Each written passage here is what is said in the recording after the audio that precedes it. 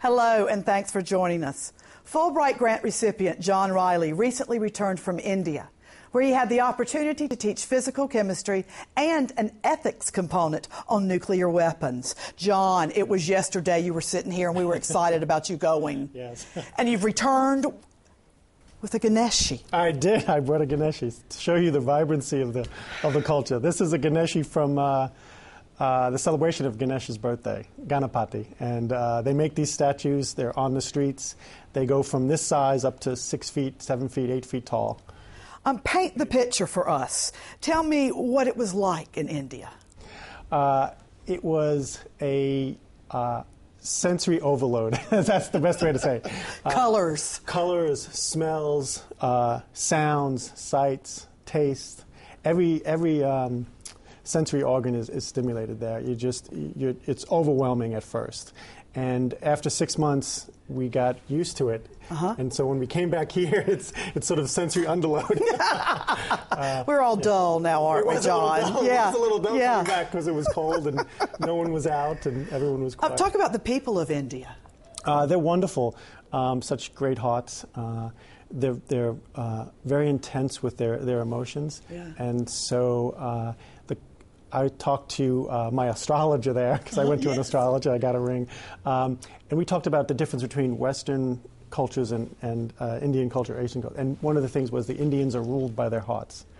And so if you keep that in mind, you understand their behaviors and everything. Now, how was the experience as far as teaching these? Teaching was wonderful. I was amazed by the kids. They were so welcoming to me. Some instances, it truly blew me away. I went to a university in the state of Maharashtra, and it was a very small university, and all the students dressed in pink. The girls dressed in pink kurta pajama, which is some of the traditional dress, and the boys had pink shirts on. And at first I thought it was a school uniform, but I asked them, and they said, no one has ever visited us, and so we wanted to dress like this in your honor.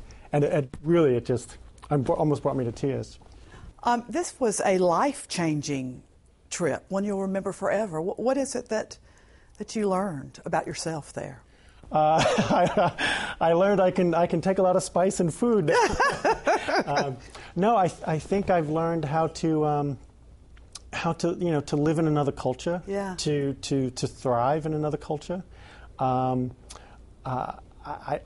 I learned to appreciate, certainly, American culture, but also really appreciate a completely different culture and people. And so I'll take that with me wherever I go. How will that experience translate into your classroom? Oh, I think I'm a much more patient teacher now. You're ruled by your heart. I am ruled by my heart now, yes, because I had to teach students who this was their first time being taught a subject in English. So a lot of the students were coming from villages. They were taught in Hindi, and maybe they learned English, but they were never taught in English. And so I was really confronted with that. And so I found my speech changed, the way I conducted my lectures changed, but still kept my sort of Western ways, I guess. Do you have plans to go back? Yes, I was invited back to in 2011 for a conference, and also one of the things that we were so moved because we worked at an orphanage, and I'm starting a nonprofit, and I want to help build a clinic there and also do some things here in the U.S. So we will raise money and bring it back there to give to a place called iIndia, where we worked. And what a fabulous experience. Yeah, it was. It changed you. Incredible. Yeah. Absolutely. Tell me about this gorgeous piece of fabric. This is actually from the boys and girls and the staff of iIndia. We volunteered there for 6 months, twice a week. And we taught all different things, but basically we just mentored and socialized. So at the end, they presented us with shawls, and this shawl is from cashmere. Oh, how beautiful. And you can see the intricacy of the stitching. Amazing. And there's one thing about India is the cloth was just fantastic. John, backtracking all the way, for those that might not know, what is Fulbright? What's the purpose in a Fulbright? The purpose was really started to get different cultures, people